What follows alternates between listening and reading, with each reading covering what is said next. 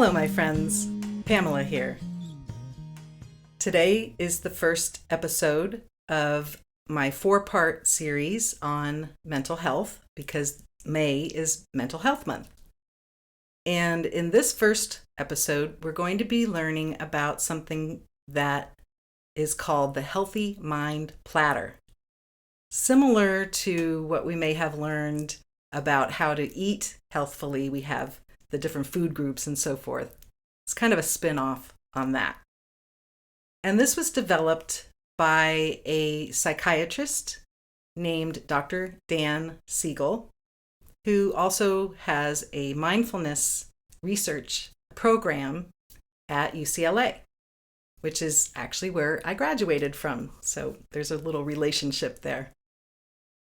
And in the Healthy Mind Platter, he describes 7 things that are necessary for optimizing brain health and the health and well-being of your mind. And I wanted to introduce this to you today because if we could have one of each of these 7 things daily, kind of like this daily food group that I was talking about, then we can have a healthy mind. And I think this is very important. He came to label these pieces and to discover these pieces and include these pieces by poring over the DSM. The DSM is the Diagnostic and Statistical Manual of the world of psychology, and it is useful for people to give a diagnosis for the insurance companies to have something to process. Not all people in psychology consider this to be an important book, except for the fact that it is helpful to lay out what diagnosis, what number you can give it so that insurance companies will pay the claims. What he discovered in poring over the DSM was that to have a mental illness or a disorder or a syndrome, one of these 7 pieces or more were missing. And that's how he came up with this Healthy Mind Platter. When we have all 7, our mind is functioning well, our brain is functioning well, we produce neurons daily. Up to 7,000 neurons a day can be produced. And this is helpful because when we are including these things, we are actually creating some neuroplasticity. We've talked about neuroplasticity before.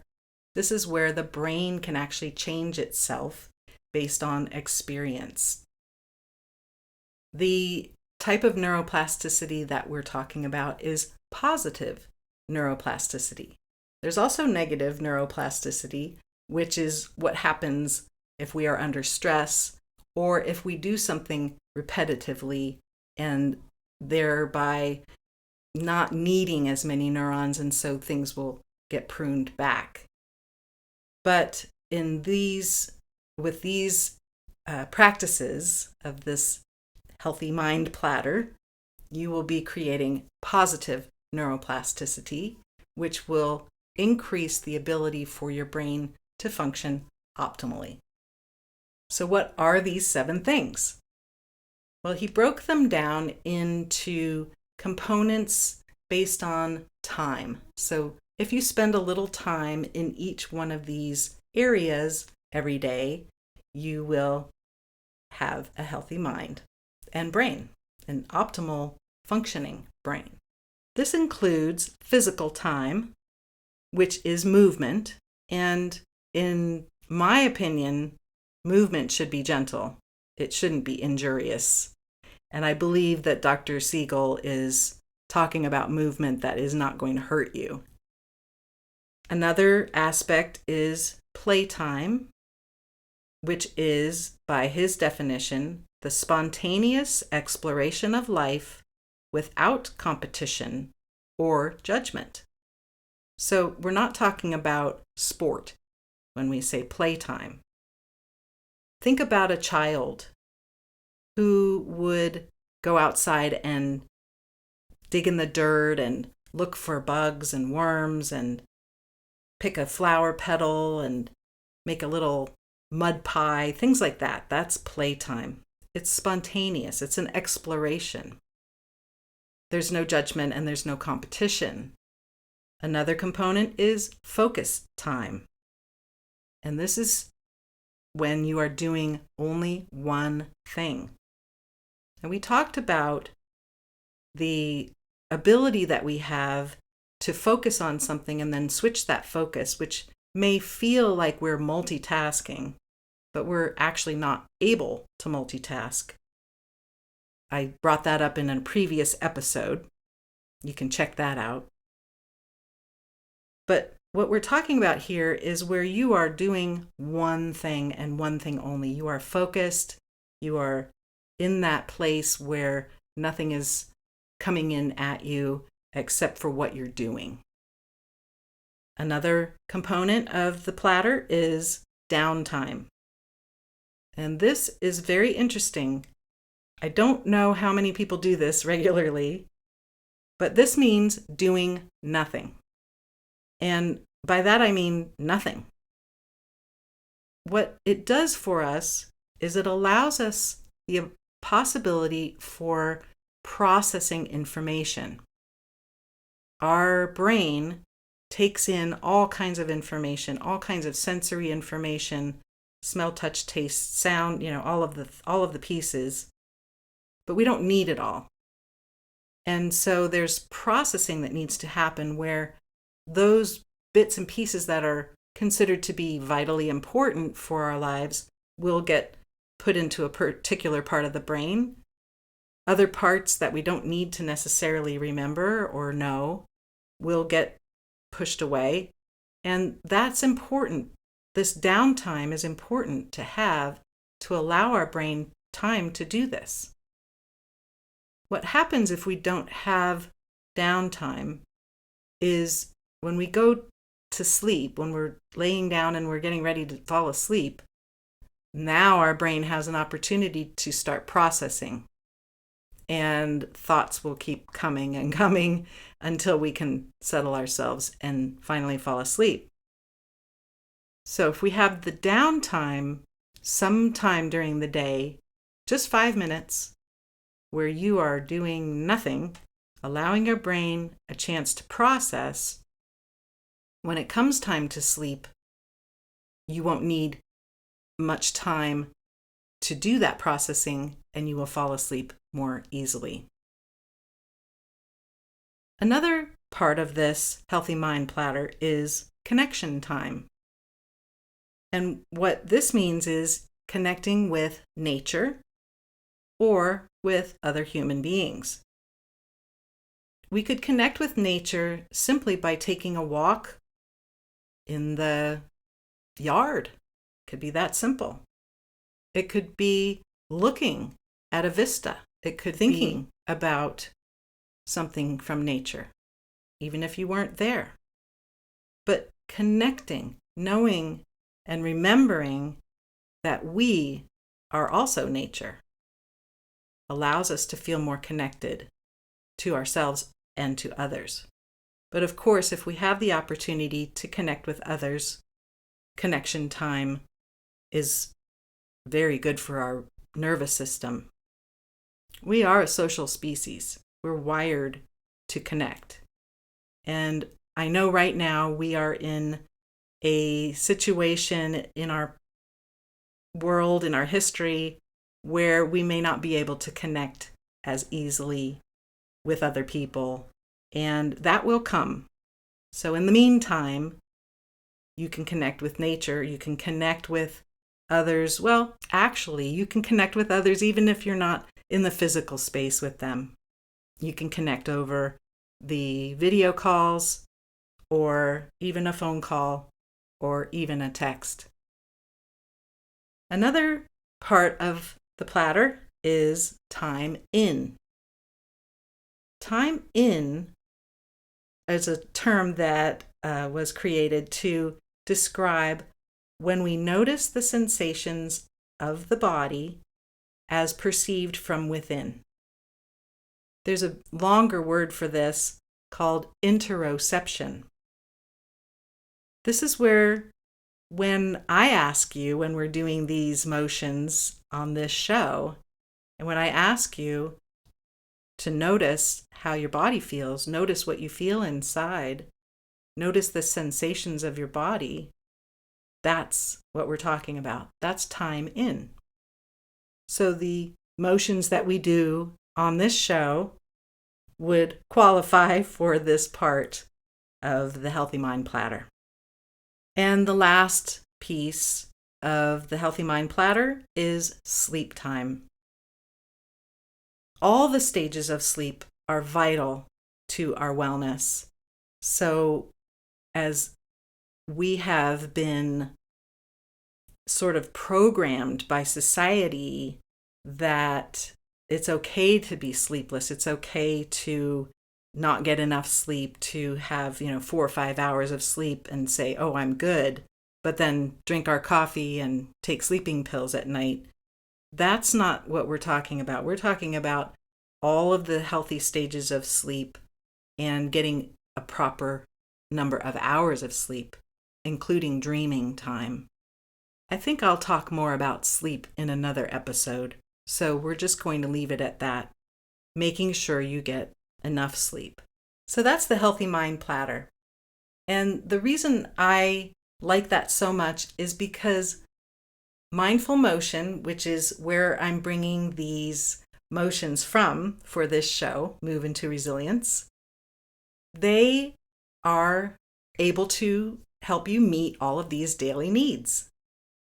So we have physical time, we've got the movement piece, we've got playtime. These are somewhat playful, as you may have noticed. We also have downtime where we are just doing nothing. We're taking a pause and we're letting ourselves breathe and just take a pause after doing a motion. We have time in where we are investigating our sensations, what we're noticing in our bodies after we do a motion. We have time to connect, but this is a different kind of connection. We're not necessarily connecting with others in a physical space, but by hearing my voice and following along, we're actually connecting. If we were in the room together doing a mindful motion practice, that would be more realistic. But over the airwaves and watching a video could suffice as connection time. Although we're not sleeping during this show, the motions that I'm teaching you will help to generate better sleep. And you may have noticed that if you've been a patron of the show, if you've been listening and doing the motions, you may notice that you're sleeping better. I hope you are, because sleep is vitally important for our optimal functioning. So this is why I like this Healthy Mind Platter so much, because it addresses all of these pieces that I have included in my programs. The motion that we're doing today is called facial sweep. This comes from the Mindful Motion program, and it's very simple. I'm adding a little different piece to it to make it more playful. Let's begin. So let's bring our hands to our cheeks. So your palms are on your cheeks and your fingers are somewhat around the sides of your eyes. And then we're going to just give our face a little jiggle. So wiggle your hands and let your face jiggle a little. This is our playtime. And then slowly let your hands slide down your face, down your cheeks, so that your fingers drip off your chin. And then notice the sensations in your face, in your jaw, and maybe even down to your pelvic floor. Breathe Turn off all your efforts and just notice. And let's do that one more time. So we're going to bring our hands to our cheeks. Our palms are resting on our cheeks. Fingers on around the sides of your eyes. And then give a little jiggle. And then slowly, over the count of about 5 seconds, let your hands slide down your face. You can close your eyes if you like. And then let your fingers drip off your chin. Tongue is soft. Your jaw is soft. Your eyes are soft. And take a pause. This is our downtime. And now notice the sensations. Notice how your face feels. It may feel loose or expanded, softer, warm. Many different descriptions fit those sensations. Great. I wanted to explain this a little bit. The facial sweep is actually allowing you to connect with yourself in a way that addresses what is called the social engagement system. This is something from Dr. Stephen Porges, who came up with the polyvagal theory. And this part of it is helpful because there is a nerve that runs through our face that connects into our system and allows us to know that we're safe if it is stimulated in that way, in a gentle way. So we're being tender, we're being kind to ourselves by using our face this way, our cheeks. When the jaw is soft and the tongue is soft, the floor of your mouth becomes soft.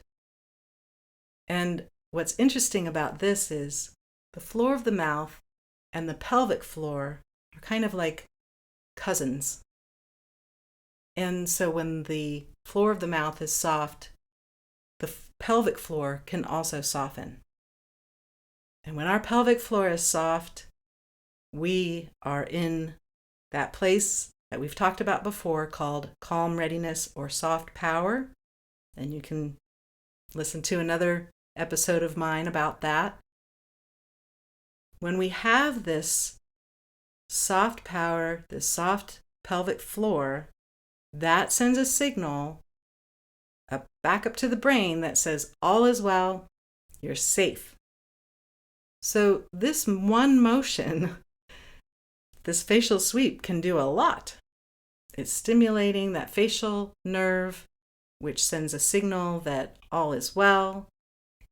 If your floor of your mouth is softened, now the pelvic floor can be softened, which says you are safe. And when we feel safe, this is what allows us to feel emotions. Once we feel safe enough, we can feel our emotions without concern for, oh, if I start crying, I'm just going to melt into a puddle.